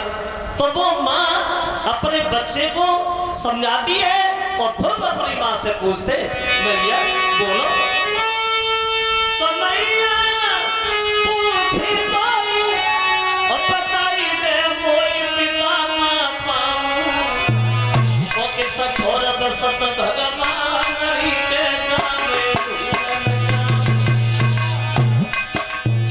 कहाँ मिलेंगे भगवान, कहाँ दर्शन होंगे भगवान के।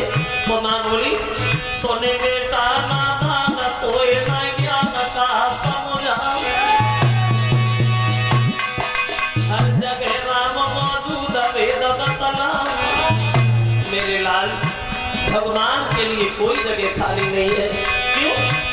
भक्त कहता है मुझे राम चरण प्यारा है, राम कहते मुझे भक्त भजन प्यारा है, रजनीश कहता है प्रभु तेरा ही सहारा है।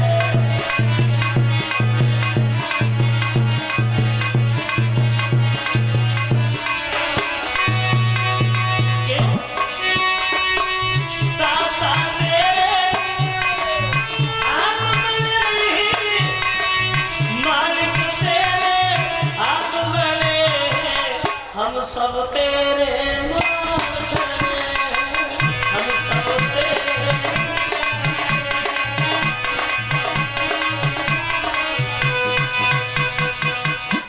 माँ अपने बच्चे को समझाती है, लाला जब तुम बड़े हो जाओगे तो वन में जाना, वही भजन करना, तुम्हें भगवान के दर्शन जंगल में होगे। तो ध्रुव बोले, भैया इधर उधर काय को तुम्हारी सीधी से क्यों नहीं कहती कि भगवान जंगल में रहते हैं। और रही बात बड़े होने की, तो मैं तो बड़ा हो गया माँ। उत्तम भैया अपने पिता की गोद बैठता है, मुझे भी बड़ा याद आती भैया, कह दो न चले जा, कह दो न चले जा। जो माँ ने ध्रुव के शब्द सुने तो माँ के दिल में एक झटका लगा, ये मैंने अपने बच्चे को क्या सिखा दिया, ये मैंने अपने बच्चे को क्या शिक्षा दे दी। मेरा अकेला लड़का है, अगर ये कहीं चला गया तो ये मर जाएगा। तो अपने बच्चे को बहलाने के लिए बातों में बहकाने लगी और बोली, बेटा ध्रुव इधर आओ, देखो तुमने सुबह से भोजन नहीं किया, हमने भी नहीं किया, अब पहले काम करो, भोजन करेंगे, उसके बाद ये बातें करेंगे। अब बातों में लगाने लगी और बोली कि मैया बोली रोटी खाई ले और मैं सब्जी मांग के लाती हूँ।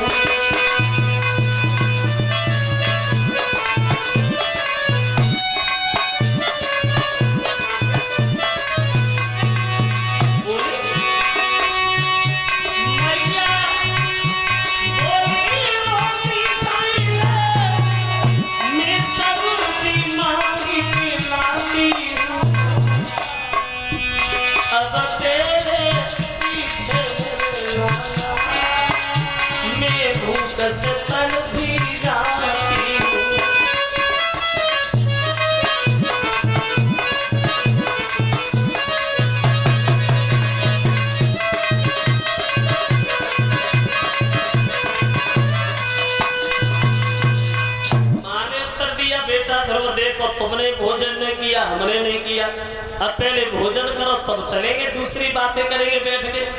तो ध्रुव बोले, भैया अरे मंदिर में घुसा करके मोरी की तरफ खींचने लगी है? अरे भोजन तो बहुत दूर है माँ, अपनी जुबान पे पानी भी नहीं रखेंगे जब तक भगवान के दर्शन नहीं कर लेते। जिंदा बना रहा दोबारा आऊंगा, और मर गया तो तुम ये सोच लेना कि हमारे कुछ हुआ ही नहीं है। नन्हे नन्हे हाथों से ध्रुव ने अपने माँ के पैर छुए, और ये ध्रुव चले हैं बचपन में भगवान का भजन करने के लिए जंगल। भागते गए जंगल में प्रवेश करेंगे। अकस्मात देवर्षि नारद रास्ता घेर करके खड़े हो गए। कौन हो? पागलों की तरह भागते जा रहे हो? तुम्हें ये पता नहीं है बड़ा भयानक जंगल है, जीवधारी भी उससे ज्यादा भयानक। कोई सर तुम्हें उठा ले जाएगा, कोई सर तुम्हें नस लेगा। आगे नहीं बढ़ो, अरे पीछे लौट जाओ।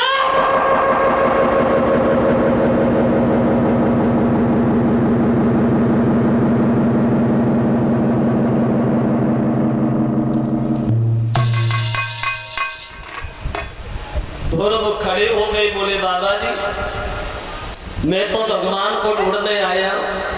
तो नारद ने सुना तो नारद हंसने लगे। भगवान बुद्धि खराब है तेरी।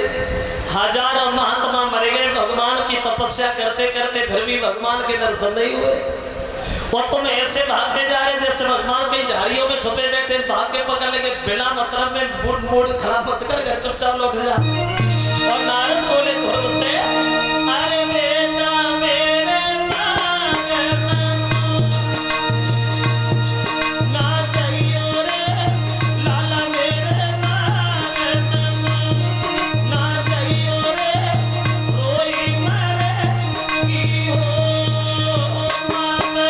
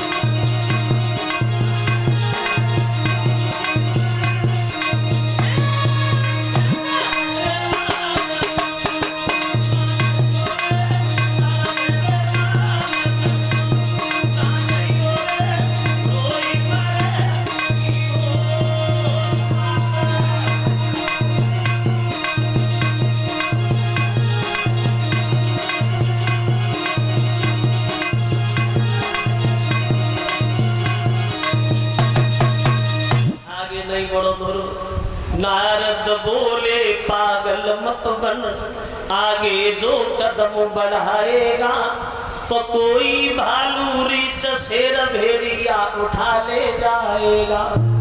वो जिस माँ ने तुझको जन्म दिया वो कैसे घर रह पावेगी, वो खबर मरेगी पा करके वो घर में प्राण गमावेगी।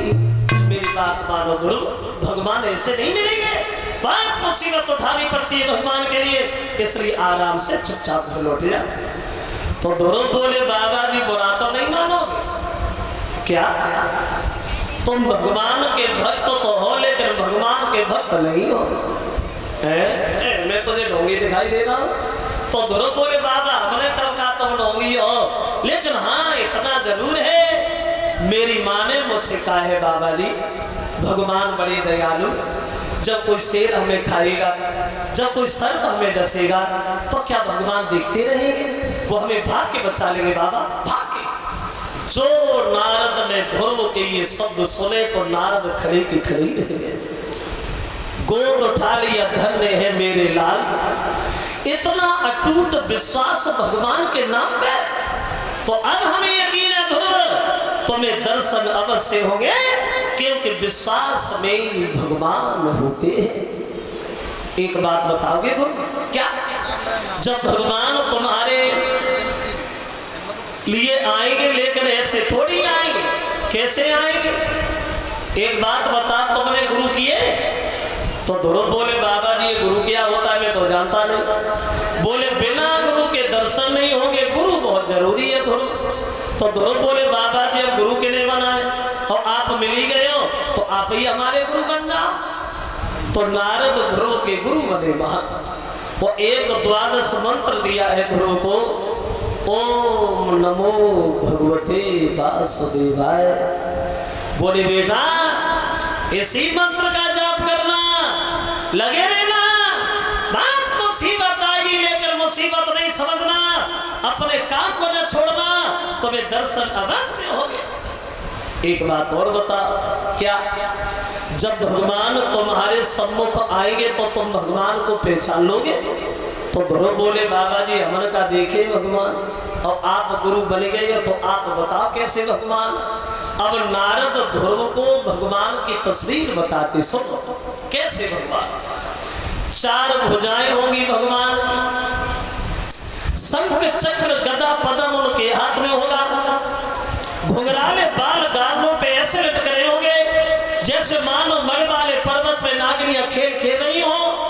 अब वो चेहरा सूर्य की तरह दमक रहा होगा, बिजली की भांति दांत चमक रहे होंगे। और कैसे है भगवान? बोले सुनो ध्रुव कैसे भगवान? और बोले तो उस मुख पर काली चमकी और काकली मरोने खाती,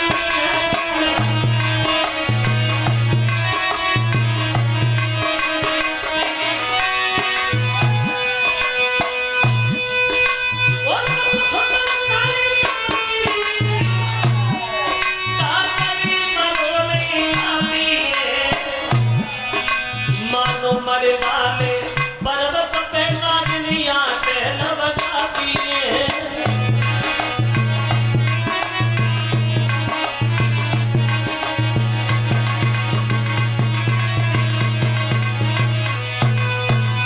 उत्तर दिया है बैजंती माला से मिलके मड़ियों की छटा सुहाती है। उस पीत सुनहरे जामे पे और रंगीन बेल लहराती है। ये तस्वीर जब तुम्हारे सम्मुख आ जाए समझ लेना कि जे भगवान है। अब नारद ने अपने हाथ से ध्रुव के लिए एक कुटिया भी तैयार की। माँ कुटिया, कैसी कुटिया बनाई नारद ने? वह कुटिया ऐसी बनाई, वह कुटिया कैसी बनाई, वह कुटिया ऐसी बनाई, वह कुटिया कैसी बनाई, वह कुटिया ऐसी बनाई, वह कुटिया, अरे वह कुटिया कि वो ध्रुव की छोटी पर कुटिया यमुना तट पे दिखलाती है, जिसके चारों दिस खिली भई फुलवारी शोभा पाती है।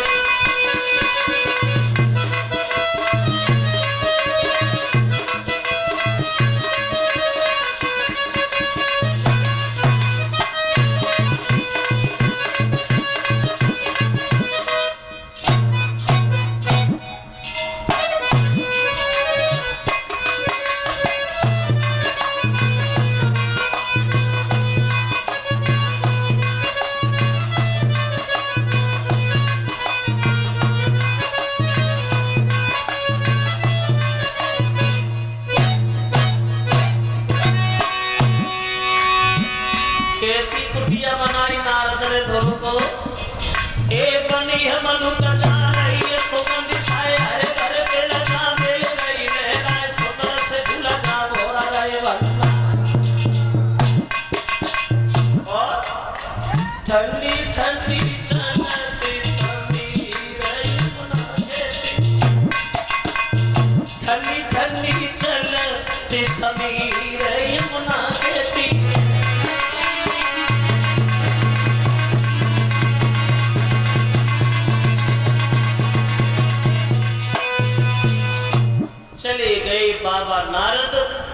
बना के बोले बैठ जाओ ध्रुव भजन करने लगो। अब नारद चले गए, ध्रुव तपस्या करने के लिए बैठे गए वहां। अब ध्रुव बैठे हैं, भगवान का कीर्तन गुणगान गाने लगे और बोले कि गोविंद मेरो है, गोपाल मेरो है, गोविंद मेरो है, गोपाल मेरो है।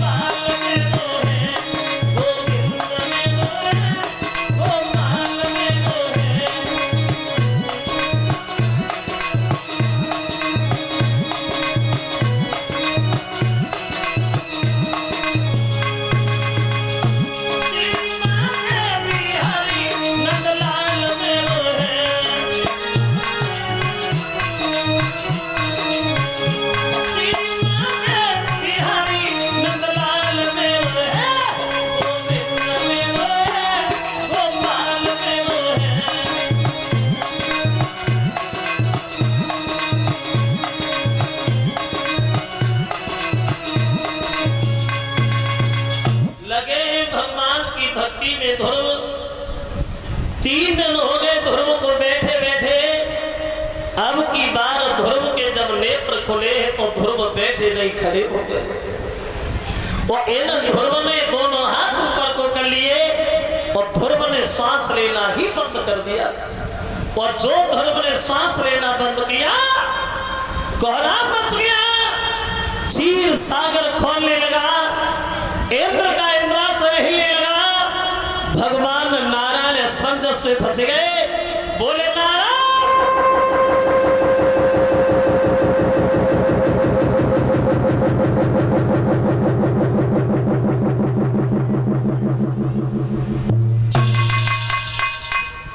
ये महाप्रवेशी आ रही है, ये क्या हो रहा है? तो नारद जी बोले महाराज थोड़ी देर और बैठे रहो, अभी पता चल जाएगा क्या हो रहा है। अरे हो क्या रहा है? एक जरा सब अच्छा भजन कर रहा है। और क्या हो रहा है? जब ध्रुव ने सांस लेना बंद किया तो कोहराम मच गया। देखिए वहां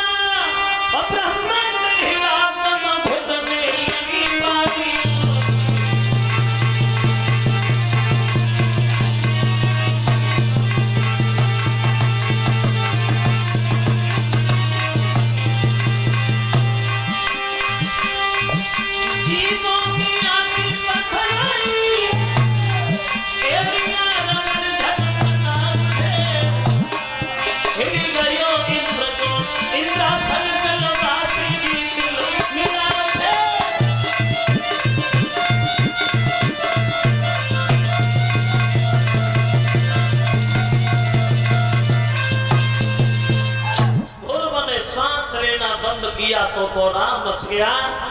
भगवान को तनिक आराम नहीं मिला, गरुड़ पे सवार हुए भक्त के सामने पहुंचे गए, बोले बेटा ध्रुव आंखें खोलो। और ध्रुव आंखें नहीं खोले, क्यों?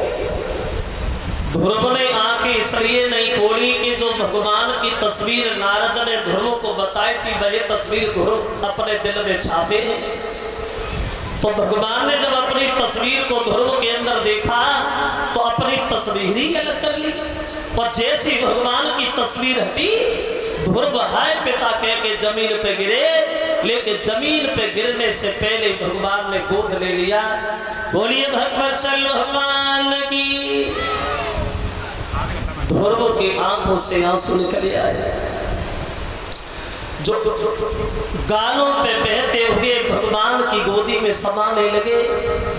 तो भगवान ने भक्त को रोता हुआ देखा तो भगवान पूछने लगे ध्रुव तुम रोए क्यों? तो ध्रुव बोले प्रभु तुम्हारे निर्दयपन को निहार करके हमारे आंसू निकल आए। भक्तों को सताना। अब तुम्हारा एक काम बन गया है परमेश्वर। मेरी माँ जौ की रोटी नमक के साथ खा के अपना पेट भरती है, कभी भी आज तक हमारे घर नहीं है कि हम जिंदा कैसे हैं। भक्तों को दुख देना तुम्हारी एक आदत हो गई है प्रभु। भगवान ने सुना तो भगवान हंस रहे। हाँ ध्रुव अब आई ना बात। सच तो ये है लाला, अगर तुम्हें और तुम्हारी माँ को जौ की रोटी नमक से न मिलती तो शायद तुम हमारा भजन करने के लिए जंगल में काय को आते।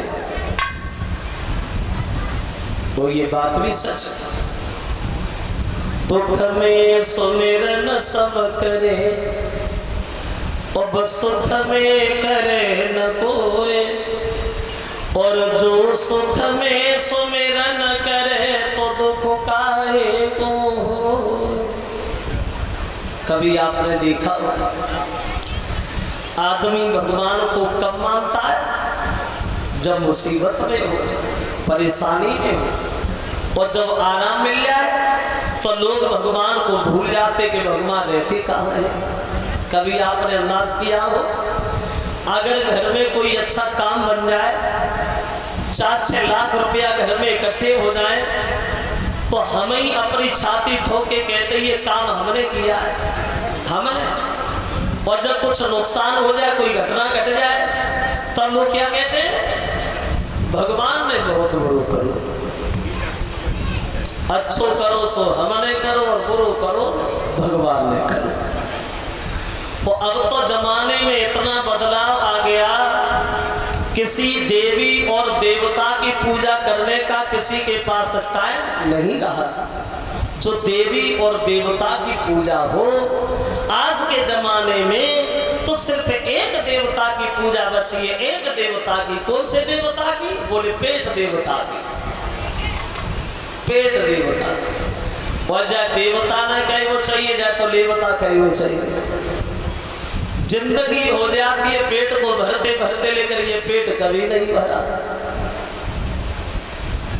लगता है भगवान ने शरीर तो बनाया, लेकिन बनाते समय एक कमी कर बैठे, जो समय ये पेट बना दिया। अगर ये पेट नहीं होता तो काय की चिंता? न करवे की चिंता, न खाएवे की चिंता, न रहवे की चिंता, न चिल्लाएवे की चिंता। काय को चिल्लाते? चुपचाप घरे न पते आराम से। वो इतना निश्चिंत है ये पेट, इस पेट को शरीर से भी कोई